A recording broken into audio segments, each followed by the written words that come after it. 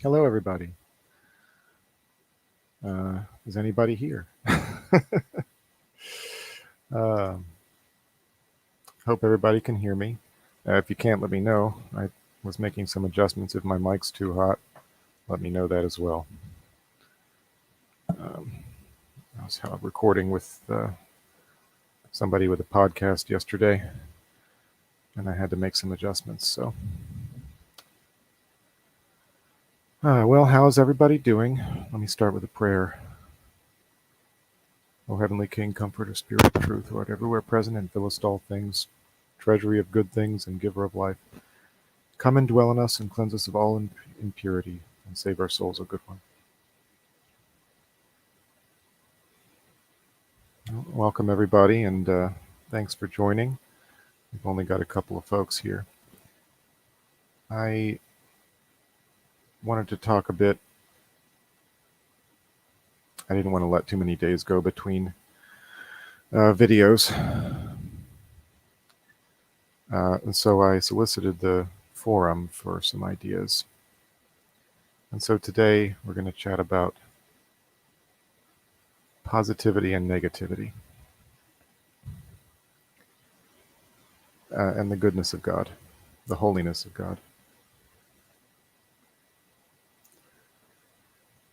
Well, I suppose there's always a lot of negative things going on in our life. Sometimes the concentration gets a little higher than usual. And that's what it feels like to me these last few days, last week or so. And life has those ebbs and flows, certainly.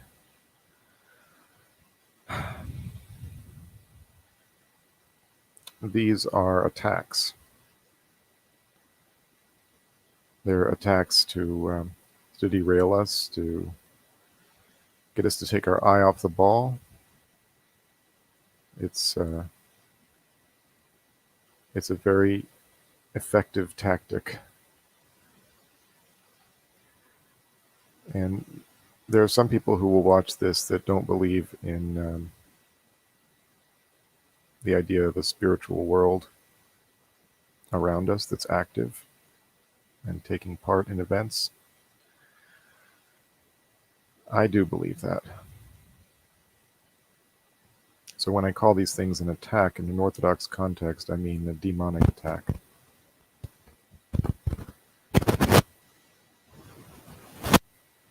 And sometimes that might seem scary. It is scary in a way. But in a way, it's also the opposite. My godfather used to say, you must be doing something right. Whenever moments like this would come up. And when I say moments like this, I could be referring to anything really. Difficult moments, or when difficulties seem to be piling up on top of each other. But again, the main purpose of these attacks is to distract us from the truth, to demoralize us, to make us feel like the walls are closing in, it's all coming to an end, the beginning of the end, etc. We all remember lines like that. And they have power if we give them power.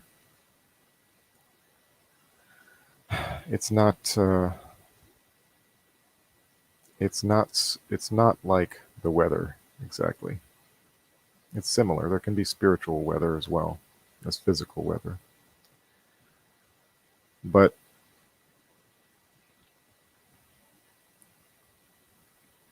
if we pray, then the load gets much lighter. It's not that the load goes away. It's not that it stops being a pain or being a difficulty. But with humility and thankfulness, many doors are opened.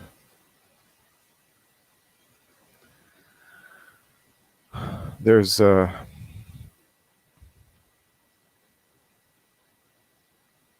a lot of difficulty there. It's not easy to be humble and thankful for the things that happen in our lives when they're crappy. Um, and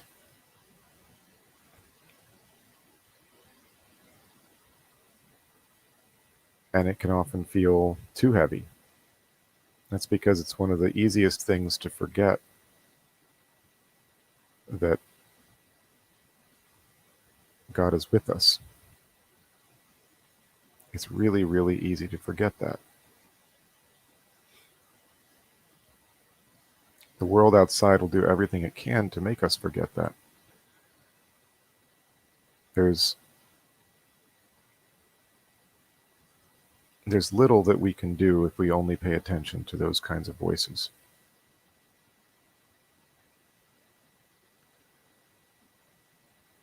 There's a bunch of things going on, and the people who are likely to watch this, there's a set of specific things going on.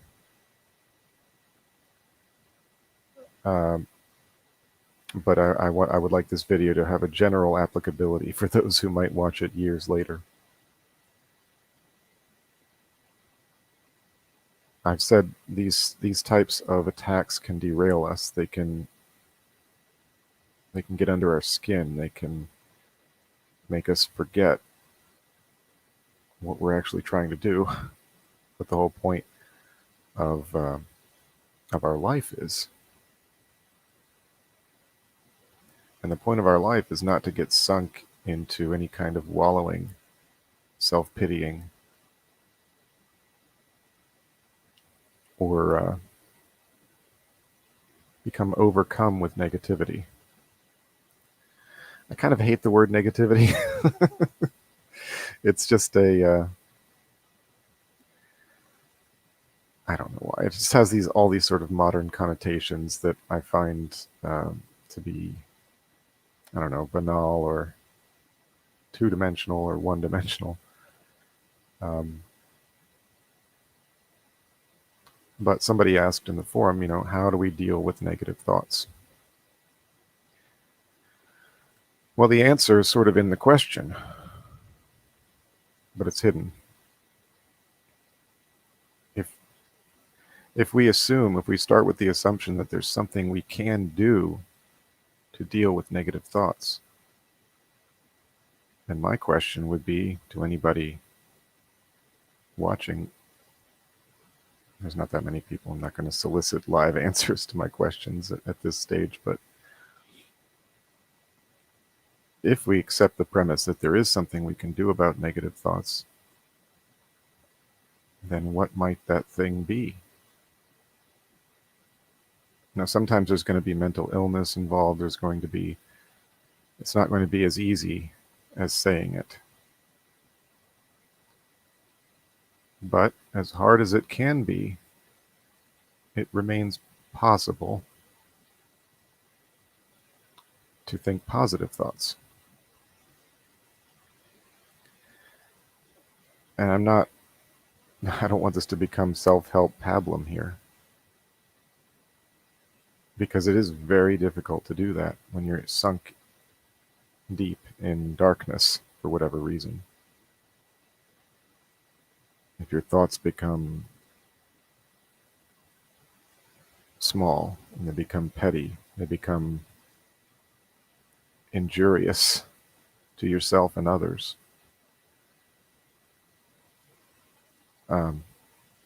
it's a very hard trap to get out of, and I call it a trap. It is a trap, because once you're in there, it's like you're like a dog that's wound himself on his chain around a tree and doesn't know how to free himself.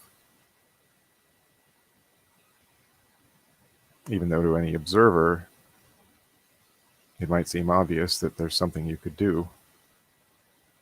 But when you're sunk in that, when you're trapped like that, it's very difficult.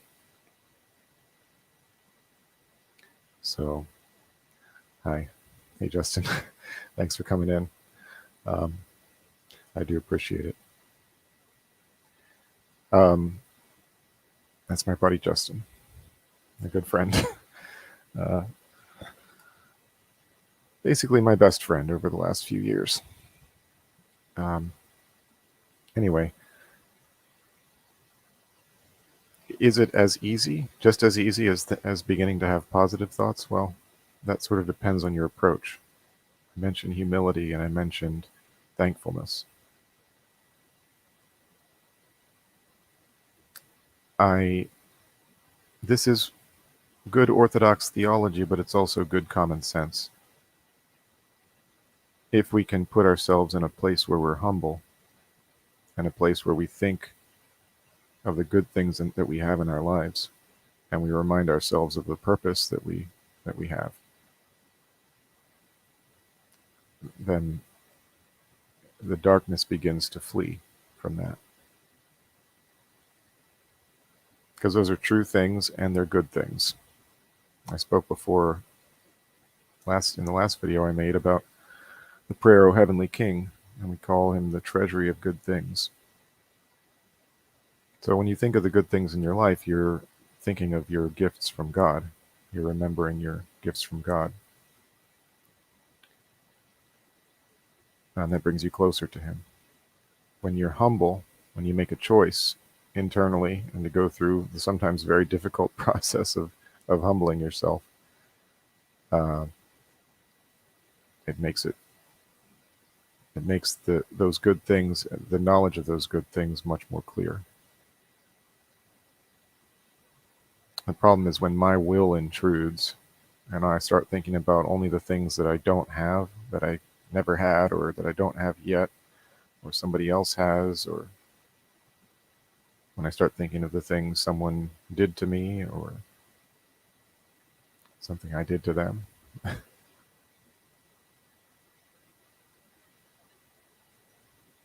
Humility is necessary. Otherwise, these kinds of thoughts lead us only to darkness.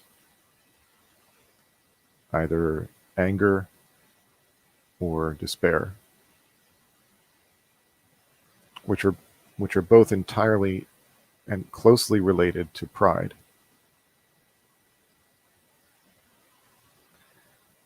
If I'm proud,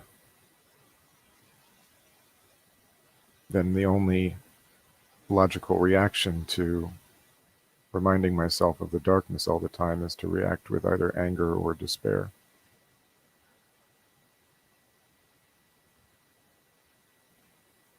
But when I can humble myself, when I'm on the few occasions when I'm capable of that,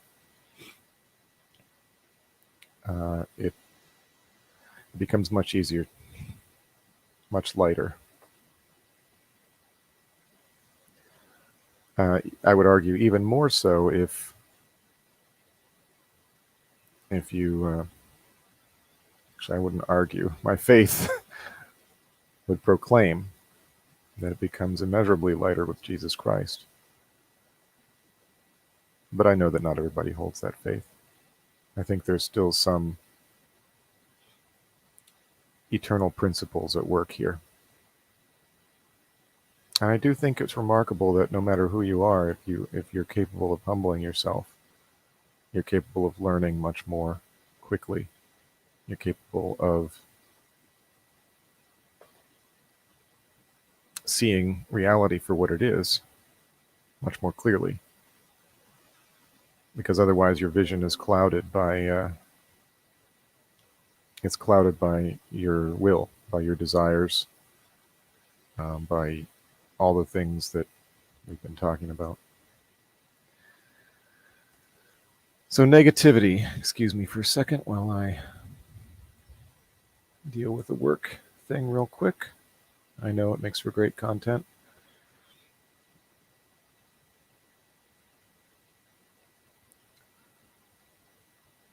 So,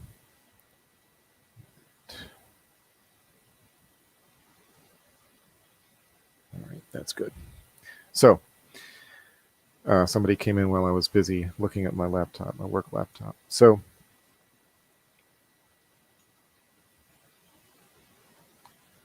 negativity. It's not as easy as, and I'm not going to leave people with the feeling that, I think it's as easy as, just think positive. What's needed is an approach. A lot of times we need even though we may have done it 1,000 times before in our life, it's always helpful to have a roadmap and to have little reminders. It's really easy. This is one of the reasons it's so easy to forget about God in the world we live in. The world gives us every kind of opportunity to think about ourselves, to think about our frustrations, um, our false hopes, all that kind of thing.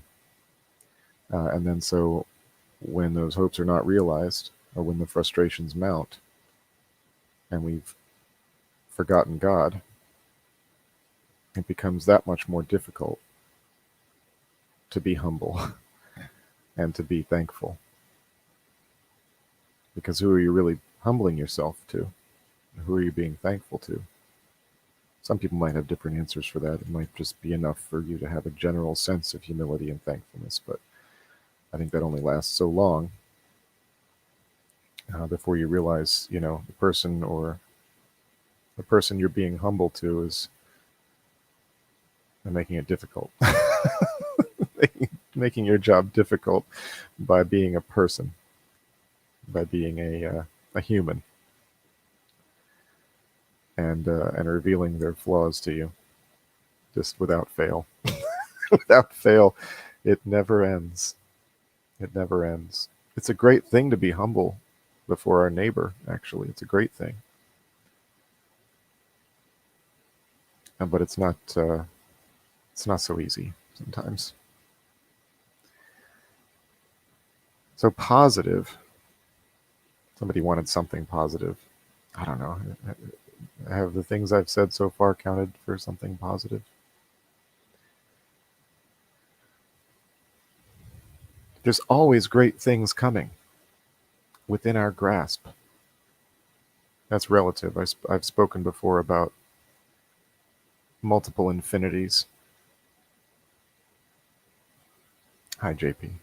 Good to see you. I've spoken before about multiple infinities. For someone who's just desperately trying to crawl out of darkness, it's a great thing to get a fingernail hold worth of purchase as you claw your way out.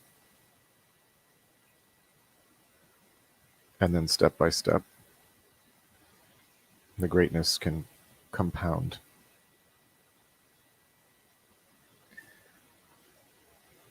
I'm an Orthodox priest.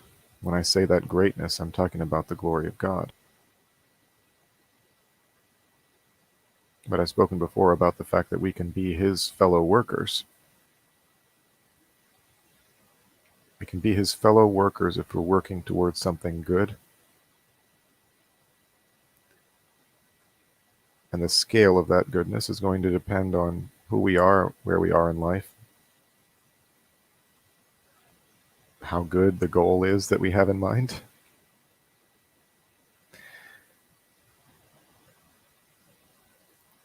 But there's always something good that we know we're supposed to be doing that we're probably not currently doing. And I don't mean to get back into negativity. Really, it's a positive thing. There's always more to do. There's always more positive work to do that will positively affect your neighbor. Even if what you need to do is work on yourself, doing that will help your neighbor. People will notice. If you're working towards making yourself a better neighbor, which you're automatically doing if you're trying to bring yourself out of that darkness, if you're trying to avoid the pitfalls and those traps. There's a line from Dune, now that my friend JP has showed up. There's a line from Dune. The first step in avoiding a trap is knowing about its existence.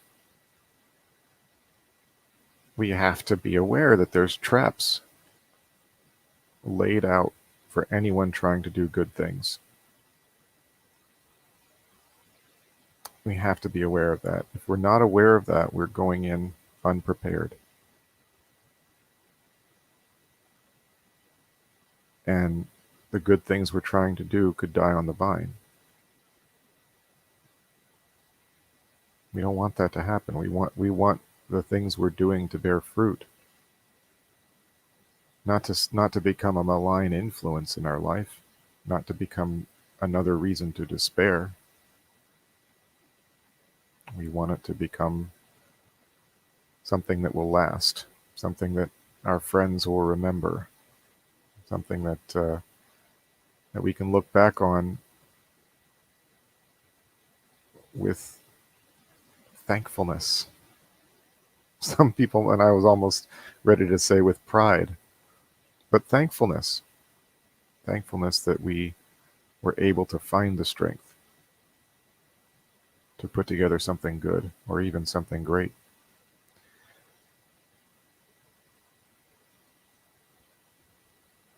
God is in our lives always. Somebody wanted me to talk about the holiness of God. That was Joanne. I don't know if she's here. I don't think she's here right now, but the holiness of God. And she said his omniscience as well. Well, of course, that's a given. But when we're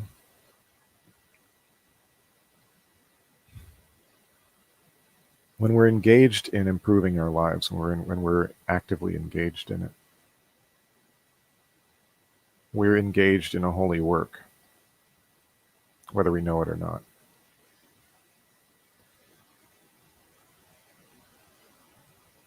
I'm thinking about improvement here with certain qualifications. I mean, there's certain, I mean improving it along a righteous line. Doing something that's going to be good for people. But when we're engaged in that kind of work, we're engaged in the Lord's work. This is how he works. This is how he chooses to work, is through his creatures. There is sometimes direct action. There is. And there's also the direct action of the angelic beings and of the saints. I believe that very strongly. That's often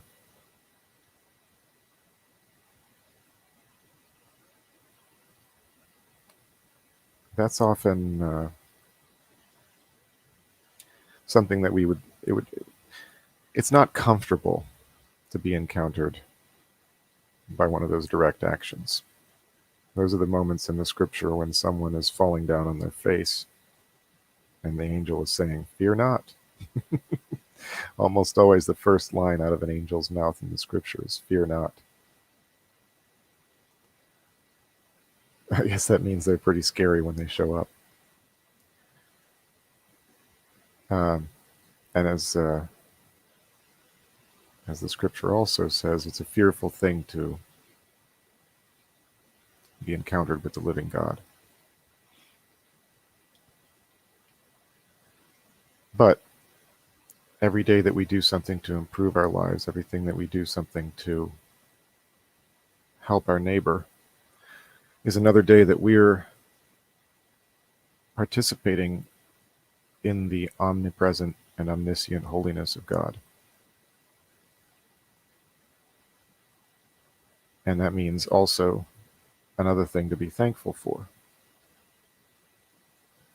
Every time that you ask God for something that you need or want, for anything, anytime that you thank him for anything, you draw closer to him.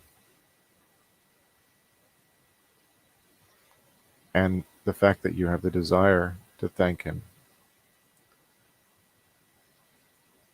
means that you are being that you're being called to also by God. It's one of those comforting things again, a sort of compound comfort. Yes, well, yes, he was wrestling with the Lord, wasn't he? Lola's referring to Jacob. Jacob wrestled all night with God. That's the tradition of the church. It's not just an angel there. Now it says an angel of the Lord, the angel of the Lord. That is, uh, that's Jesus Christ, by the way. We can talk about all of that later, but I once again must recommend the Lord of Spirits podcast. But anyway, he gets the angel of the Lord in like a headlock. he gets him. He gets him in a wicked, um, you know, what's the word? Submission hold. And the angel of the Lord says, let me go. And Jacob says, no. So, and so the angel touches him on the hip and dislocates it. And that forces him to let go. And he walked with a limp for the rest of his life. And that's a limp you can be thankful for. Isn't that remarkable? That's how God works in our life, by the way. The holiness of God sometimes leaves you with a limp for the rest of your life. But what's the problem? What's the problem? This life is short. It's a small price to pay for getting to say, my name is now Israel, the one who wrestles with God.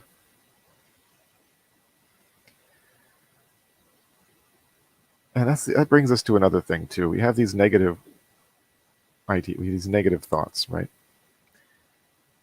People forget that another thing they can do when they pray is they can complain to God.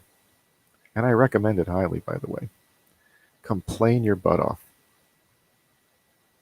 Complain all day and night if you have to.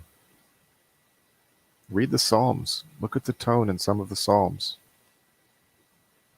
Jesus Christ quoted one of them on the cross. My God, why hast thou forsaken me?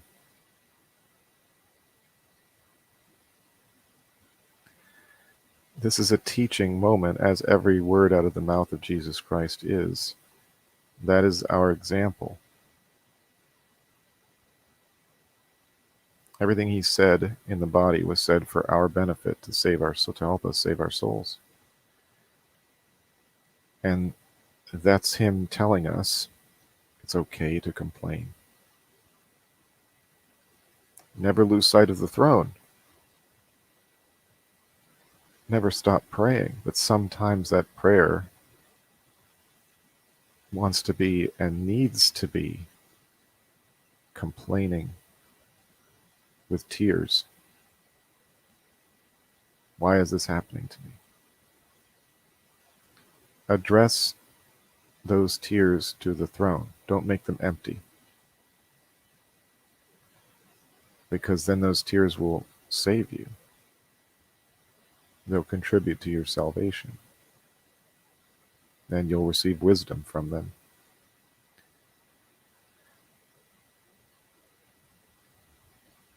So complaining is A-okay.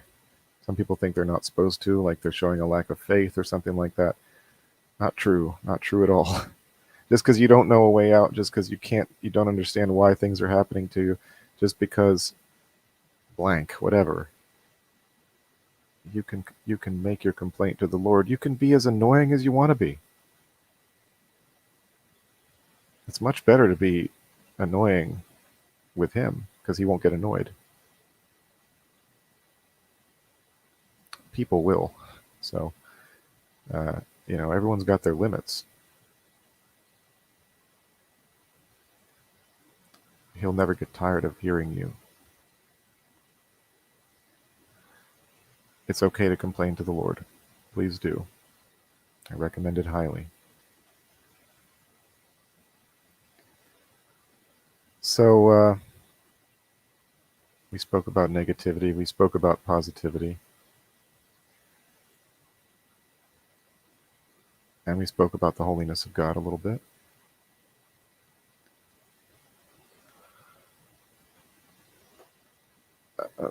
My friend my friend Justin also wanted me to talk about current events and the culture war and things like that.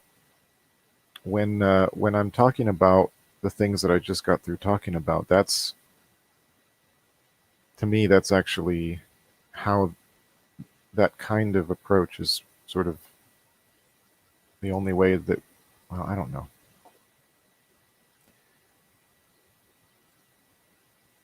The question is, what are we fighting for? If we're fighting for, I mean, I want to be able to raise my children in peace in the Orthodox faith. I want to uh, be safe. All of that's sort of wrapped up in raise my children in peace in the Orthodox faith.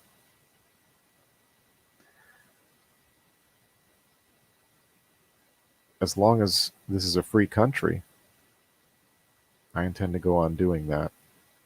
As long as we still have,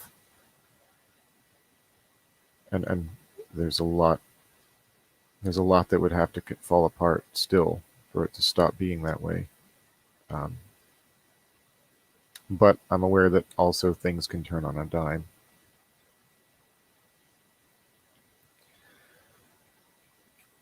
For an Orthodox Christian, to fight the culture war means to live your life as an Orthodox Christian. We have a lot of a growing number of Orthodox people in America, and as long as that number is growing, from my perspective, we're winning. But obviously, that's not the case for everybody. I love America a lot. I don't want to see it come tumbling down. I don't want to see it given over to socialists. I don't want to see us becoming victim to hacking attacks and uh, Marxist agitators and so all the stuff. But I also think there's a whole layer of it that we spoke about negative thoughts, and there's a whole layer of the culture war, or rather, for those gamers or in the crowd, the meta of the nerds, the meta of the culture war, and that's like worse. That makes it worse.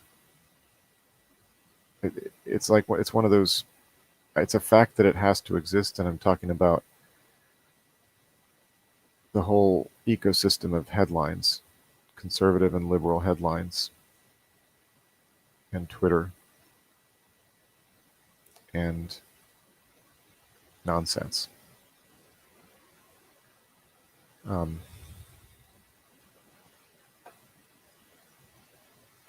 I don't know. We get so distracted by all that stuff, and we're not learning how to actually move forward. I mean, I don't know if I'm speaking for everybody. That's why I say that for me, the best thing I can do is to keep living the life I'm living as best I can. But but I do get scared sometimes. I do. When I take a step back, I uh, I often find that the reason I was scared was not the right reason. I don't know. I think about things like getting killed, you know, by as anyone really, by some angry troll that has successfully doxed me or something like that, or someone, you know, some extremist of one shade or the other, because I've made a bunch of people on both sides quite angry. I don't want to say both sides. I've made a bunch of collectivist, um, you know, socialists of one kind or another angry by refusing to agree with them. A couple of years ago, I was doing it on Facebook. Now I'm doing it on Telegram. Different stripes, different brands of socialist collectivists, but it's sort of I'm being redundant, I guess. Different kinds of socialists, but their criticisms of America are always the same: left or quote unquote right, and they both appear to be like this close from like or this far away rather to from committing violence. They certainly use all kinds of dramatic, violent language when talking about issues. And yeah, I mean, almost all of them have figured out a way to justify violence against their political enemies. So, in some sense, it kind of feels like we're on a powder keg. But then when I take a step back, it's like, well, the number of people that we're talking about are the people who are active in social media zones where their views are encouraged, which is kind of a different thing. But I suppose I could see, cell structures. We already have them, I'm sure, many of them. There's cells of various kinds, people putting stockpiles of weapons together and probably making devices of various kinds to wreak havoc.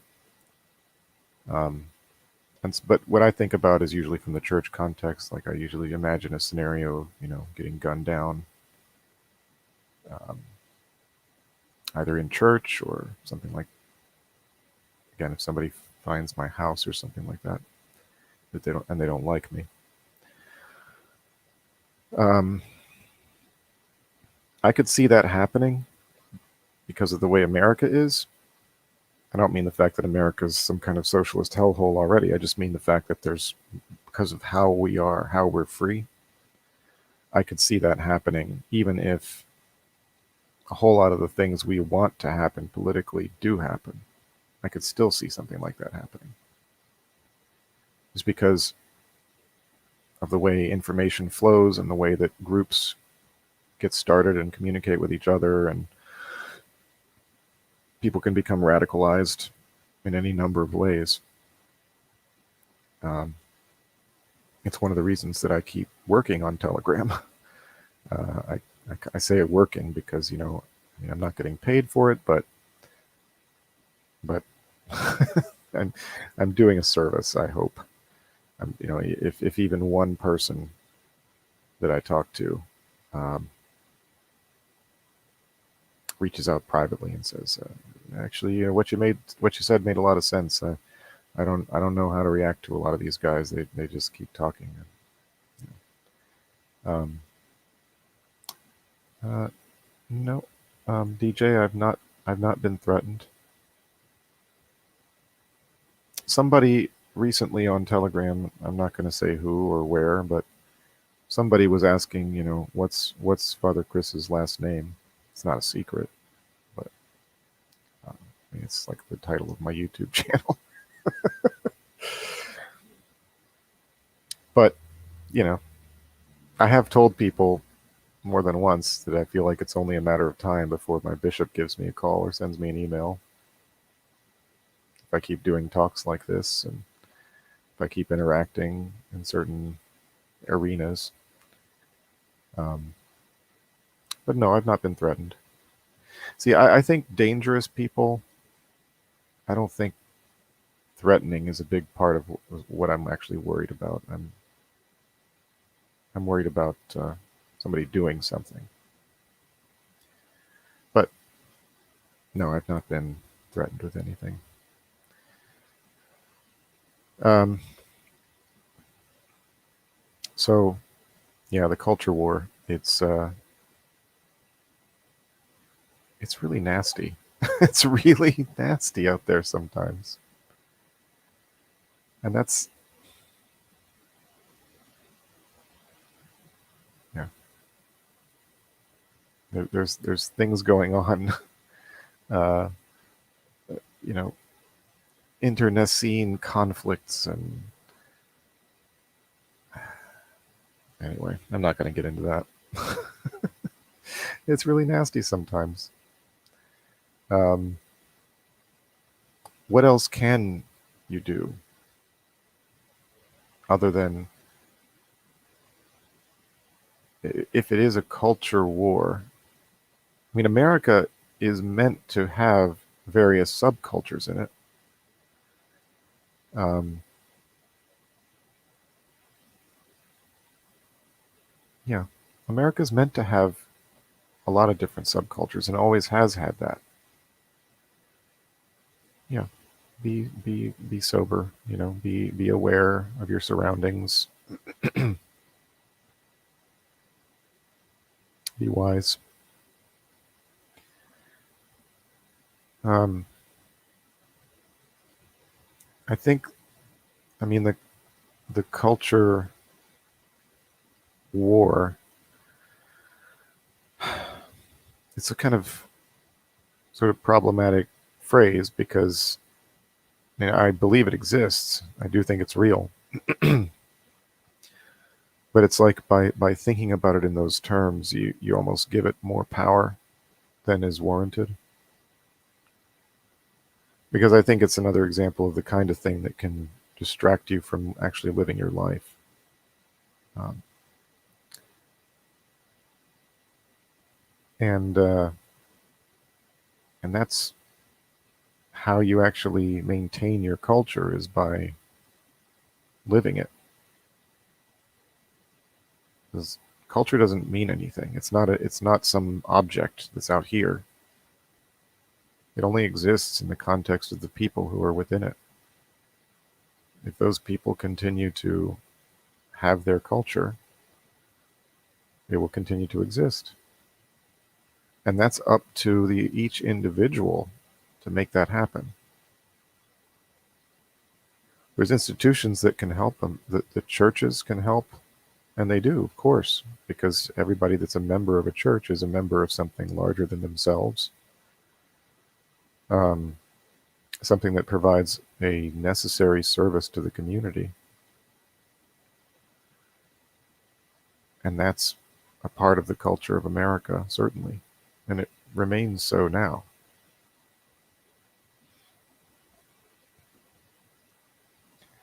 But the problem is when we can't make culture an abstract. And that's what I run into too often on Telegram, for example. People who have this abstract idea of a particular culture in a particular region. And when you drill down, what they're talking about is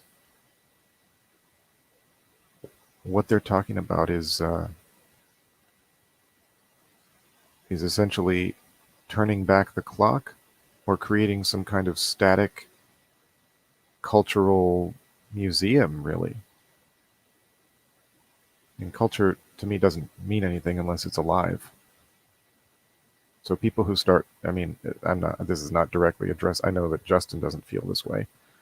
Um, Cultures are what they are, where they are. The culture in the hills of Pennsylvania is not the same as the culture in the suburbs of DC. And it's not the same as the culture in, the Appalachians of West Virginia or something. Um, West Virginia has Appalachians in it, right? um, Geography, not my strong suit. Um, so, yeah, here's Joe Thanks, Joe, for asking. It's always coming along slowly. There's two things happening. There's two things happening. There's the renovation of the building itself, of the church building itself, which is a whole separate project. And then there's the building of the parish hall, which is what we actually need to do to get up the hill and start worshiping up there. Building of the parish hall, we're about 1/5 of the way to our end goal. I say about because our end goal is between $500,000 and $600,000, and it's slow going. We're a small parish in real terms, but we're kind of bursting at the seams in our little place that we're at right now. So we're kind of like at this. I don't know. We're pregnant. We need to. Something needs to happen. So, yeah, it's. Thank you for asking. I mean, I'm trying my best. I try not to make myself a bore by asking for money all the time, and so I never really do it. I did it once here on Quad Verum by posting. I say here. I'm not really here at the moment, but on the QV forum, I posted the video, and I'll post it again. I'll probably pin it, and there's more that I could do. But yeah, the truth is, like the video says, we need a lot, and I'm not. This is not me feeling sorry for myself. I have faith that God will get it done because everything that we've done, everything that we've had so far has been, I'd say, miraculous. But again, it's always been done through the action of one or two or three or 10 or something generous people, or some conditions change somewhere. So we continue to plod along. And yeah, no, it's a big investment. I mean, we need to do that first. The work on the church building itself is not being funded from donations at the moment. It's being funded from small amounts of grant money that we get from the county every year or every 2 years, depending on the year, really. There's a grant that the I don't know, you guys don't care about this. But anyways, the point is, the county gives out a certain amount of money every year for historical renovations on sites that are part of the historical register, which the church building itself is. But it needs.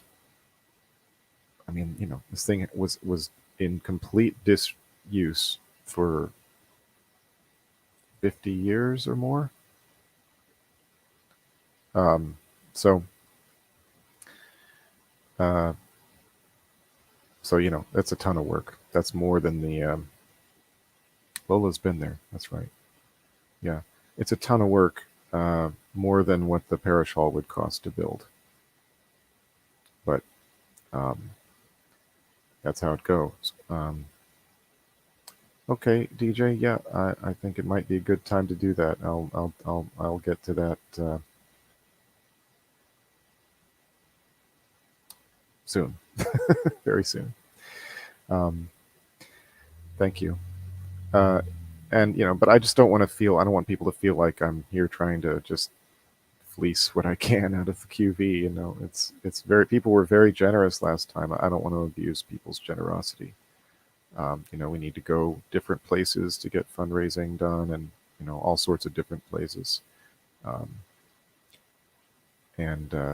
But I'm glad that people are interested and are thinking about us. And I mean, I think definitely pray for us. Pray for the parishioners and of Holy Apostles,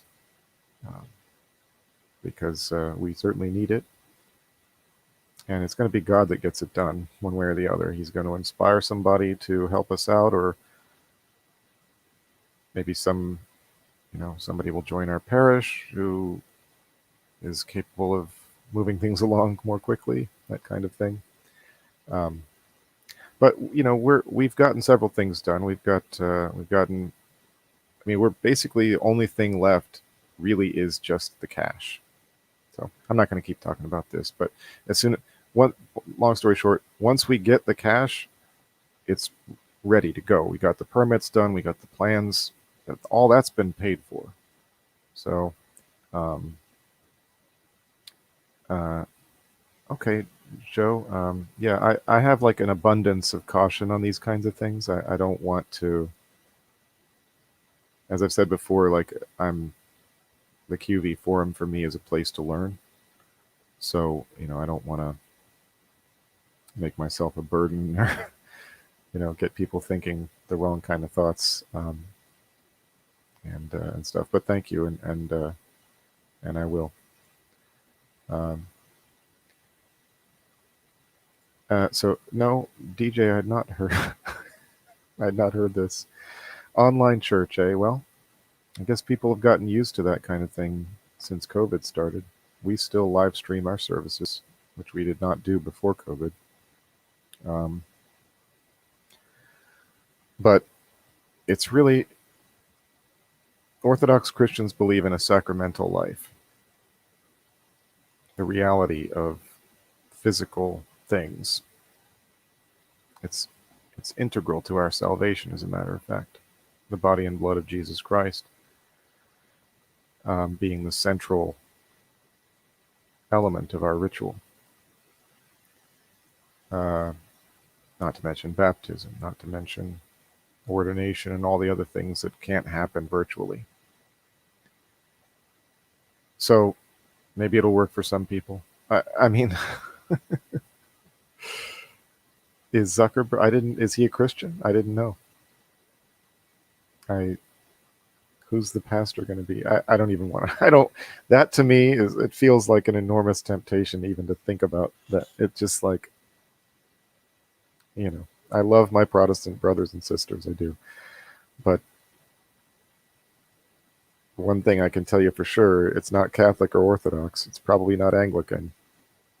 Maybe it is, but it's not sacramental. And to some people that doesn't matter. Yeah, I tend to agree with Lola here. Right. So I mean, that's what I wonder is if is he says. I mean, DJ, you said Zuckerberg is. Is it actually Zuckerberg that's doing it, or is it just like? See, I don't know anything about it, obviously. I tend to agree with Lola, though. Even if you're not part of even if you're a Protestant that thinks that there aren't any sacraments, or that communion is merely symbolic or something like that, I don't agree with you. But I still think that no matter what worship group you're a part of, it is very important to meet in person. I believe that very strongly. Because of the things we were talking about before, humility and thankfulness. When you're part of that community,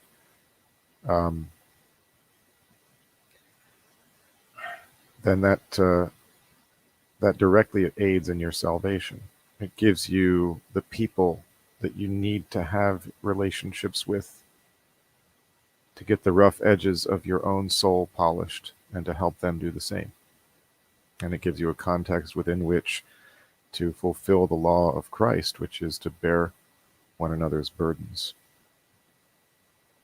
And that's not possible. I mean, I suppose some people might say it is, but really in a virtual sense, it's for the same reason that,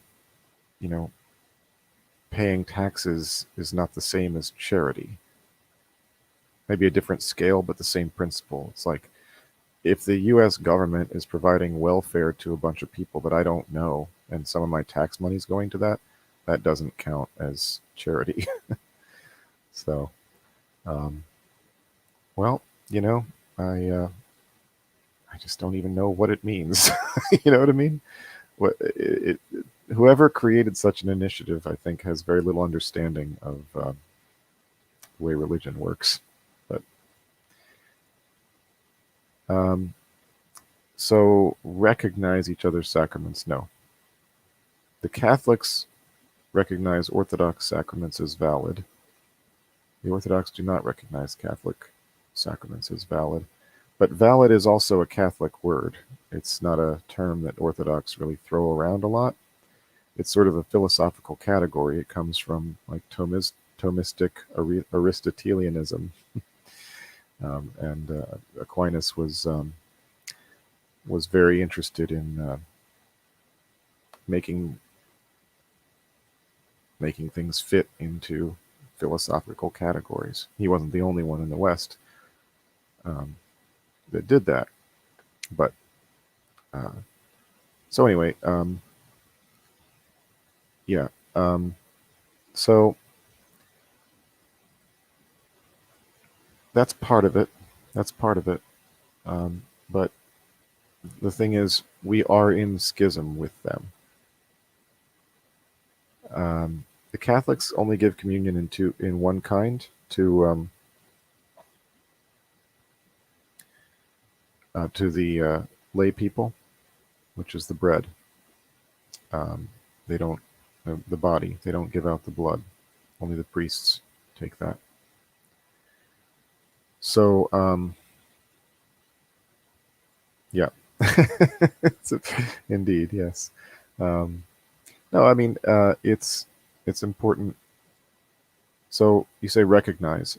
Well, I mean I wouldn't spit in their chalice. You know, I wouldn't disrespect, but I would also I'm not allowed to have communion in a Catholic church. If I did that, I would be excommunicating myself from the Orthodox Church. If a Catholic were to do that in an Orthodox church, they would not be excommunicating themselves from the Catholic Church. However, if that were to happen, the Orthodox priest that gave the Catholic person communion would have a lot to answer for to his bishop. I would think such a thing would never happen voluntarily. So it's one of those kind of academic questions. It's become part of Catholic argumentation. But it's sort of completely academic, really. Such things really don't happen because Catholics generally would not go to an Orthodox church for communion or try to. And an Orthodox priest, if he knew the person was Catholic, would deny communion at the chalice. But so the faithful also receive blood in the Catholic Church. Is that normal? Is that regular? I see. I don't know much about it. Yeah, I mean the Great Schism is a bummer. It is a bummer. I'll give you that. It's not irreconcilable. It's just been active for a really long time. Okay. Now, can anyone tell me? I mean, maybe I'll spend some time looking it up. Can anyone tell me if that's? I don't think that's always been the case, but I could be wrong about that too. I think there was some sort of controversy over it at some point. Yeah, I'm just going to admit my ignorance on the subject. Yes, so that would make you a Baptist or some other form of Reformed Church Protestant, perhaps. I know, I know, it's nuts. I. What does it mean? What does it mean? Yeah, it's literally the it's literally the blue church. Wouldn't be surprised if that's what it gets called. It's kind of like how like the Latter Day Saint, like Mormons, they don't refer to themselves as Mormons. They're the Latter Day Saints. So maybe the Church of Facebook will just start getting called the Blue Church by everybody that's not a member. Certainly, I think that's what I'm going to start calling it. Might as well. Like you say, it is the most blue church thing ever. Um, is there a Catholic brand of wine or Catholic wine? Um, yeah. Um, okay. Pre-Vatican II, maybe, like you say here. Um, that's possible.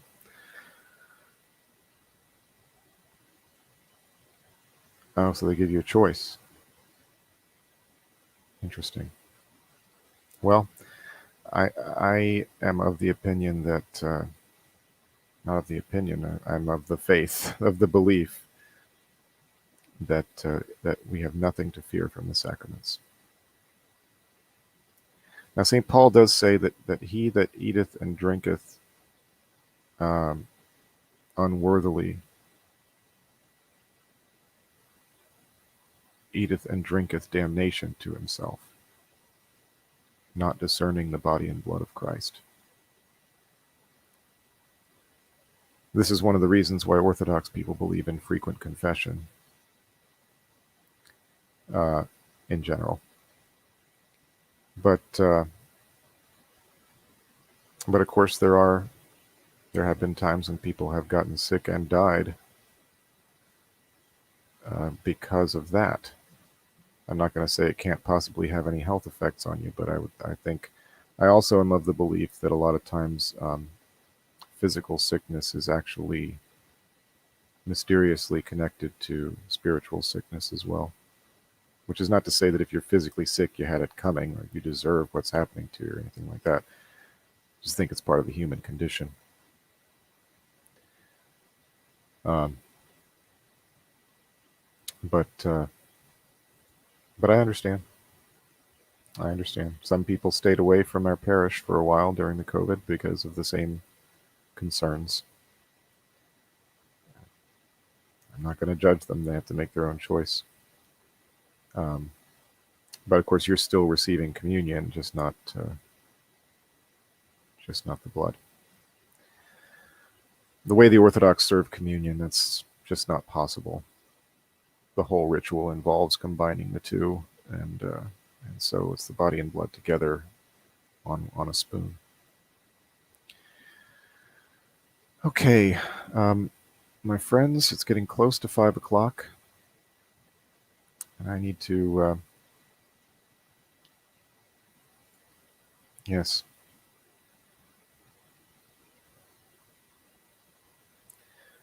yes, yeah. So what else can I say? It's part of that humility thing, you know. It's real hard. Sometimes it's very hard for people. Anybody out there that's has difficulty or who is either Catholic or Orthodox. I don't know. Do Anglicans have um,